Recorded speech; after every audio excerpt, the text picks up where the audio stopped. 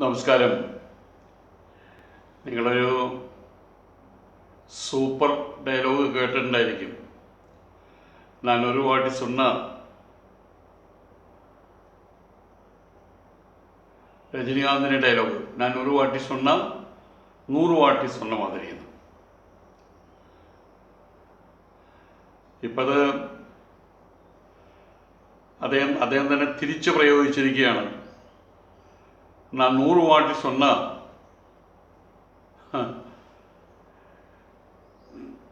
0 വാട്ടി சொன்ன മാതിരിയെന്ന്. ചില സാഹചര്യങ്ങൾ അങ്ങനെ വേണ്ടി വരും. തമിഴ്നാട്ടിലെ രാഷ്ട്രീയത്തിൻ്റെ കാര്യമാണ് പറയുന്നത്. അദ്ദേഹം ഒരുപാട് അഭിനയിച്ച് ഒരുപാട് പൈസയ്ക്ക് ഉണ്ടാക്കിയിട്ടുണ്ട്. അദ്ദേഹത്തിൻ്റെ നനുത്ത വികാരങ്ങൾ, മാനുഷികത, ഇതെല്ലാവരും നമ്മൾ പലപ്പോഴായിട്ട് അനുഭവിച്ചിട്ടുള്ളതാണ്, കേട്ടിട്ടുള്ളതാണ്. എനിക്ക് നേരിട്ട് കണ്ട് അനുഭവിക്കാൻ സാധിച്ചിട്ടുണ്ട്. കാരണം ഞങ്ങളുടെ ആശ്രമത്തിൻ്റെ ട്രസ്റ്റികളിൽ ഒരു ഹൗസ് ഹോൾഡർ അല്ലാത്ത ട്രസ്റ്റിയായിട്ട് അദ്ദേഹം മാത്രമേ ഉണ്ടായിരുന്നു. ബാക്കിയെല്ലാം സന്യാസിമാരായിരുന്നു.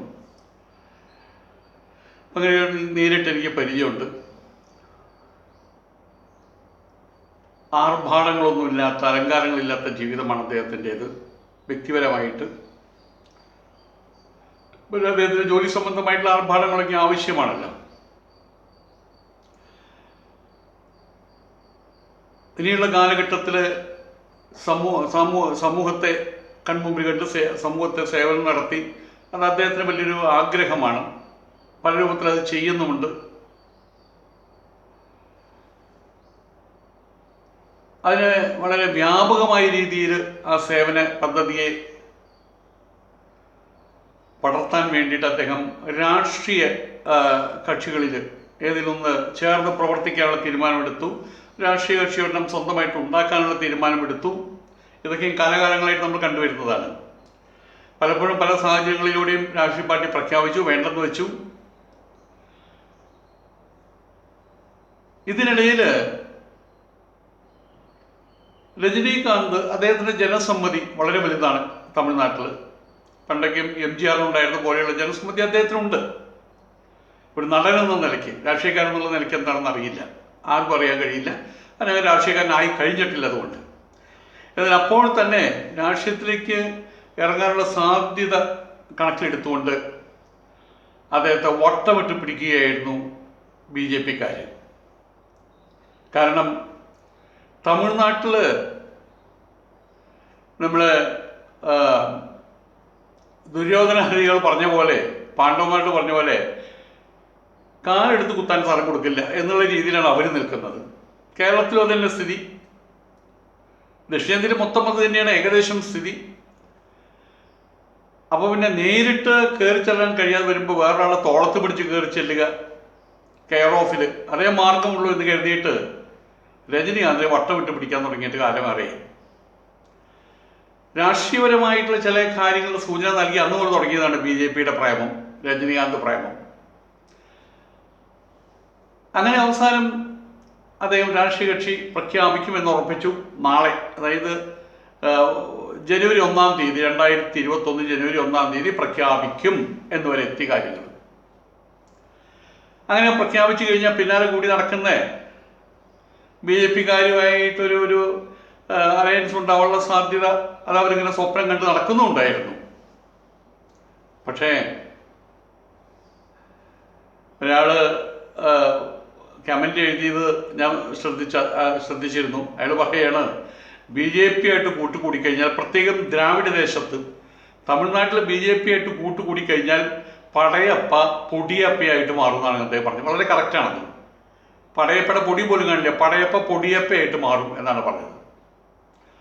അത്തരം സൗഹൃദങ്ങൾ കോൺഗ്രസിൻ്റെ കാലത്തുണ്ടായിരുന്നു.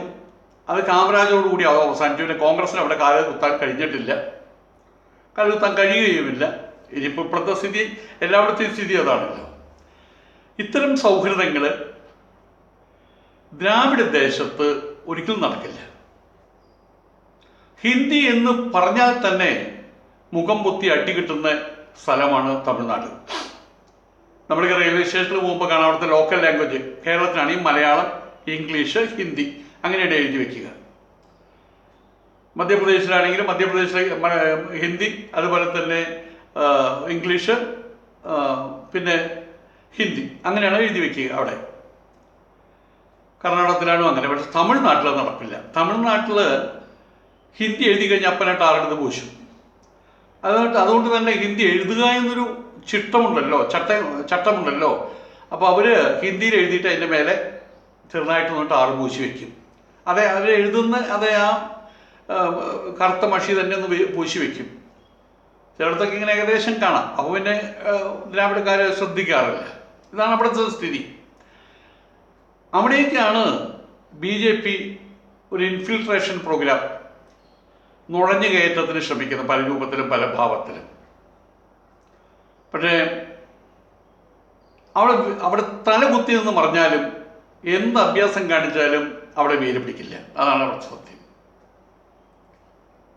അവിടെ വേര് പിടിക്കില്ല. സംഖ്യകളായിട്ടുള്ള അണ്ണാച്ചിമാർക്ക് വാല് മുളയ്ക്കും. അത്രയും ഉണ്ടാവുള്ളൂ കാത്തിരുന്ന്. വേറൊന്നും സംഭവിക്കില്ല. ഇതിൽ മറ്റൊരു പ്രധാനപ്പെട്ട കാര്യം, ഇപ്പോൾ രജനീകാന്ത് രാജാവാണ്. രാജാവ് എന്ന് പറയുമ്പോൾ അദ്ദേഹത്തിൻ്റെ രാജ്യത്ത് അദ്ദേഹം രാജാവാണ്. സിനിമാ രംഗത്തെ രാജാവാണ്. കമലഹാസനേക്കാൾ വളരെ മേലെയാണ്. ഇന്നിപ്പോൾ ഏറ്റവും കൂടുതൽ സ്റ്റാർ വാല്യൂ ഉള്ള ആളാണ് തമിഴ്നാട്ടിൽ അദ്ദേഹം, ദക്ഷിണേന്ത്യയിൽ തന്നെ എന്ന് പറയാം. അദ്ദേഹത്തിൻ്റെ ഒരു സിനിമ വരുന്ന സമയത്ത് ആ ഒറ്റയടിക്ക് തെലുങ്കിലും കർണാടകത്തിലേക്കും അപ്പം തന്നെയാണ് അവിടെ ഡയലോഗ് പറഞ്ഞ് അപ്പം തന്നെയാണ് ഷൂട്ടിംഗ് നടക്കുന്നത്. അതുകൊണ്ട് അദ്ദേഹം താരരാജാവാണ്. പക്ഷേ ഏത് താരരാജാവാണെങ്കിലും BJP ആയിട്ട് കൂട്ടുകൂടി കഴിഞ്ഞാൽ, സംഘീയമായി കഴിഞ്ഞാൽ പിന്നെ ഏറ്റവും കൂടുതൽ നാറുക അത് ആന്ധ്രാപ്രദേശിലോ കർണാടകത്തിലോ കേരളത്തിലോ അല്ല, തമിഴ്നാട്ടിലാണ്. അവർക്ക് ഒരുപാട് സ്ഥാനം ഉണ്ടാവില്ല. അതിൽ മറ്റൊരു പ്രധാന വശം, രജനീകാന്ത് തമിഴനല്ല. എങ്കിൽ പോലും തമിഴനായിട്ട് അംഗീകരിച്ച് വെച്ചിരിക്കുകയാണ്. പക്ഷേ ഈ രീതിയിലുള്ള എന്തെങ്കിലും ഒരു കൂട്ടായ്മ അവിടെ ഉടലെടുത്തു കഴിഞ്ഞാൽ പിന്നെ അദ്ദേഹം തമിഴനല്ലാതായി മാറും. പിന്നെ അയാൾ മഹാരാഷ്ട്രീയനായിട്ട് മാറും. ഇതെല്ലാം മനസ്സിൽ വെച്ചുകൊണ്ടാണ് അദ്ദേഹം വലിയൊരു തീരുമാനമെടുത്തത്. അദ്ദേഹത്തിന് അറിയാം ഇത് ദ്രാവിഡ ദേശമാണ്. മറ്റ് ദേശക്കാരുടെ പോലെയല്ല. തമിഴ് മക്കൾക്ക് തമിഴിനോടുള്ള സ്നേഹം അത് ഹൃദയാന്തരാളത്തിൽ സുസ്ഥാപിതമാണ്. അതൊരു സ്വഭാവമാണ്. ഒരു ഭാഷയോട് ഇത്രമാത്രം സ്നേഹം, ആ നാടിനോട് ഇത്രമാത്രം സ്നേഹമുള്ള വേറൊരു ജനതയെ കാണാൻ ബുദ്ധിമുട്ടാണ്. കേരളീയരെ സംബന്ധിച്ചിടത്തോളം മലയാളം പറയുന്നത് മോശമാണ്. അതവിടുത്തെ സ്ഥിതി. സ്വന്തം അമ്മയെ അമ്മ എന്ന് വിളിച്ചു കഴിഞ്ഞാൽ ആ അമ്മ പോയിട്ട് സ്കൂൾ മാഷിൻ്റെ കൊടുത്തടിക്കും. എന്നെ അമ്മ എന്ന് വിളിച്ചു, എന്തിനാണോ പിന്നെ ഞാൻ എൻ്റെ കുട്ടിയോട് പഠിപ്പിക്കുന്നത്, മമ്മി എന്ന് വിളിക്കണം. ചത്തശോ എന്നാണ് മമ്മി എന്നുള്ളതിൻ്റെ അർത്ഥം. ഇതൊക്കെയാണ് ഇതിൻ്റെ സ്ഥിതി.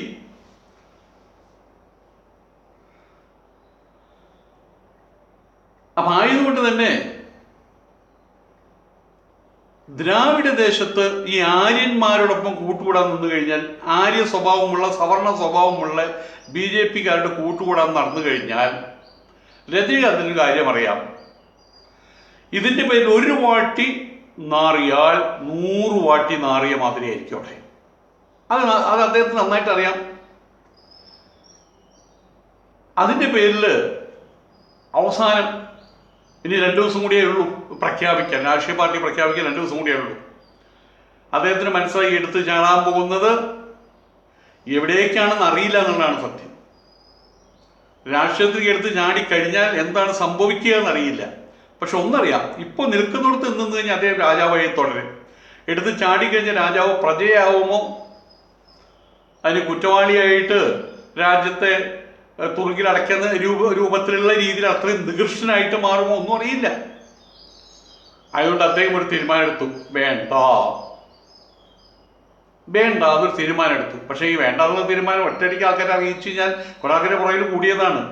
ആയതുകൊണ്ട് അതിൻ്റെ പേരിലൊരു നെഞ്ചുവേദന, വേദനയുടെ പേരിൽ ഒരു ആശുപത്രി വാസം, അതിൻ്റെ പേരിൽ അവിടെ നിന്ന് കിട്ടിയൊരു ബെഡ് റെസ്റ്റ്, പിന്നാലെ പ്രഖ്യാപനവും വന്നു, നോ പൊളിറ്റിക്സ്.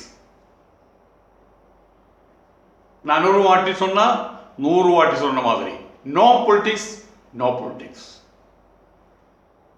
ഇത് കേട്ടിട്ട് ദ്രാവിഡ മക്കള്, തമിഴ് മക്കൾ പൊട്ടിക്കരഞ്ഞില്ല. കാരണം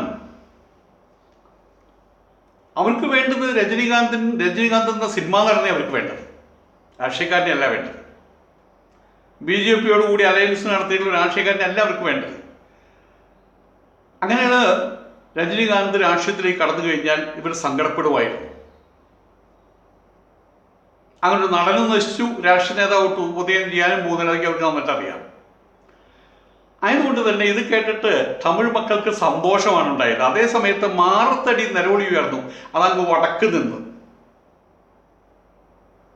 വടക്ക് നിന്നൊരു മാറത്തടി ശബ്ദം, പോയല്ലോ മക്കളെ എന്ന് പറഞ്ഞ്. അത് ഉത്തരേന്ത്യയിലെ രാഷ്ട്രീയ മുതലാളിമാർ, രാഷ്ട്രീയ മുതലാളിമാരുണ്ടല്ലോ, BJP മുതലാളിമാർ, അത് പ്രൈവറ്റ് ലിമിറ്റഡ് കമ്പനിയാണല്ലോ. അപ്പോൾ അവർക്ക് നല്ലൊരു പാർട്ട്ണറെ നഷ്ടപ്പെട്ടു എന്നുള്ള രീതിയിൽ അവിടെ നിന്നാണ്, ആ മേലാളന്മാരിൽ നിന്നാണ് മാർത്തടി കരച്ചിൽ ശബ്ദം ഉയർന്നത്. ഏതായാലും ലേറ്റായി വന്നാലും അദ്ദേഹത്തിൻ്റെ ഡിസിഷൻ ലേറ്റസ്റ്റായി, ഹോട്ടസ്റ്റായി, രാഷ്ട്രീയത്തിലേക്കില്ല, ഉറപ്പിച്ചു. ഉത്തരേന്ത്യയില് ദീനരോധനമാണിപ്പോ. പടയപ്പ തേച്ചു കളഞ്ഞപ്പ ആണ് സ്ഥിതി അവിടുത്തെ BJP-കാരുടെ. ഇവിടെ തമിഴ്നാട്ടിലാണെങ്കിൽ രജനി ഫാൻസിന്റെ ആരവമുയർന്നു. കപ്പാലിട്ട ഞെറിപ്പിട. കാരണം അദ്ദേഹത്തിൻ്റെ അടുത്ത് കളിയൊന്നും ഇതുവരെ ഇവിടെ നടന്നിട്ടില്ല സിനിമാ രംഗത്ത്. അത് തന്നെയാണല്ലോ ആ ഒരു വ്യക്തിയിൽ അവർ കാണുന്നത്. അപ്പം അതും അവിടെ തന്നെ സംഭവിച്ചു. കപ്പാലിട അമിട്ടിൻ്റെ മൂട്ടില് തീ ഉരച്ചു വെച്ചു. എവിടുന്നാ വന്നെങ്കിൽ അവിടേക്ക് തന്നെ പറപ്പിച്ചു കളഞ്ഞു എന്നർത്ഥം. കാരണം തമിഴന്മാർക്ക് വേണ്ടത് നടനായിട്ടുള്ള, സ്റ്റൈൽ മന്നനായിട്ടുള്ള സൂപ്പർ സ്റ്റാറിനെയാണ്. ഇപ്പൊ കാണുന്ന കാഴ്ച എത്ര ദിവസമായെന്നറിയാമോ? ലോക നേതാവായിട്ട് ചമഞ്ഞിരിക്കുന്ന മോഡിജി ഇപ്പോൾ സ്റ്റൈൽ മന്നന്റെ ഔദാര്യത്തിനായിട്ട് കാത്തിരിക്കുകയായിരുന്നു. ഇനിയിപ്പോൾ അത് വേണ്ട, ഭാഗ്യം. നമ്മൾ പറയാറുണ്ട്, ഒരു ചിന്ന ഓടൈ നദിയാകിറത്. അങ്ങനെയാണ് എല്ലാം സംഭവിക്കുക. ചിന്ന ഒരു അരുവി, ചിന്നൊരു ഓടൈ, അത് വലുതായി വന്ന് പെരിച്ചായി വന്ന് ആ കടശയില് നദിയാകിറത്.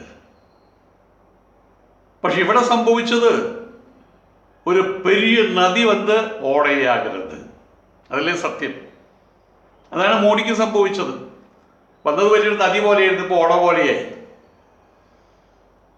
ഇതുകൊണ്ടൊന്നും തമിഴ്നാട്ടിൽ നിന്ന് കിട്ടിയ കണ്ടകൻ, BJP-യുടെ നേരെ വന്ന കണ്ടകൻ, അതുകൊണ്ട് തീർന്നില്ല. ഇനി ADMKD ഉണ്ട്, പെരിയ ദണ്ഡന അവരുടെ. ഇവിടെ വന്നിട്ട് കാലുറപ്പിച്ചിട്ടില്ല, ഒരു MLA MP കിട്ടിയിട്ടില്ല. ജയലളിതയുടെ ഔദാര്യം കൊണ്ട് ഒരിക്കൽ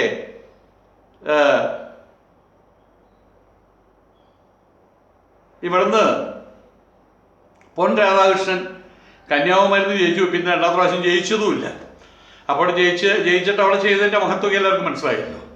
രണ്ടാമത് ജയിച്ചതുമില്ല. അങ്ങനെ നിൽക്കുന്ന ഈ BJP-യാണ് AIADMK ആയിട്ടൊന്ന് യോജിക്കാമെന്ന് അതിനോട് ചർച്ചകൾ ആരംഭിക്കുമ്പോഴേക്കും അവർ പറയാതെ പറഞ്ഞു, എടപ്പാടി പളനിസ്വാമിയെ ചീഫ് മിനിസ്റ്റർ സ്ഥാനത്തേക്ക് അതിപ്പോൾ ചിന്തിക്കേണ്ട വിഷയമാണെന്ന്. ആരാ പറഞ്ഞ? BJP. തമിഴ്നാട്ടിലെ കാര്യം അത് അവരും ചിന്തിക്കേണ്ട കാര്യമല്ലേ. എടപ്പാടി പളനിസ്വാമി തന്നെയാണ് CM മുഖ്യമന്ത്രി സ്ഥാനാർത്ഥി എന്ന് AIADMK ഉറപ്പിച്ചു കഴിഞ്ഞ കാര്യമാണത്. അത് അവരുടെ പാർട്ടിയുടെ കാര്യമാണ്. പക്ഷേ അങ്ങനെയൊന്നും ഉറപ്പിക്കാൻ വരട്ടെ എന്നാണ് BJP-യുടെ പ്രഖ്യാപനം. പ്രകാശ് ജാവ്ദേക്കർ, അവരുടെ വക്താവ്, അവരുടെ നേതാവാണ്. അദ്ദേഹം പറഞ്ഞു ഇലക്ഷൻ കഴിഞ്ഞിട്ടൊക്കെ ഇവിടെ മുഖ്യമന്ത്രി തീരുമാനിക്കാൻ പറ്റുള്ളൂ, അതിനു മുമ്പ് പറ്റില്ല. ആലോചിച്ച് നോക്കണം, BJP ഇപ്പോഴും തമിഴ്നാട്ടിൽ മുട്ടിലഴിഞ്ഞുകൊണ്ടിരിക്കുകയാണ്. അപ്പോഴേക്കും ചട്ടന്റെ പണി എടുക്കാൻ വരുന്നത്. ആ തന്ത്രം എടപ്പാടിയും കൂട്ടരും മുളയിലെ തന്നെ നുള്ളിക്കളഞ്ഞു. അവിടെ AIADMK ആയിട്ടുള്ള ബന്ധങ്ങൾ എല്ലാം ഇവിടെ അവസാനിച്ചു. ഇപ്പം എന്താ, കടിച്ചതുമില്ല പിടിച്ചതുമില്ല. AIADMK തള്ളി, വേണ്ടെന്ന് പറഞ്ഞു, ഡൈവോഴ്സ് ചെയ്തു, ബന്ധം ഉപേക്ഷിച്ചു.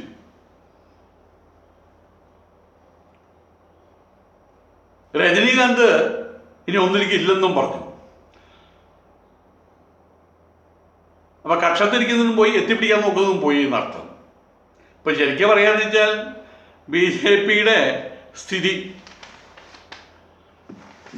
സ്ഥിതി ഇപ്പോ പ്രാഞ്ചേട്ടനിലെ മമ്മൂട്ടി പറഞ്ഞ പോലെ തന്നെ.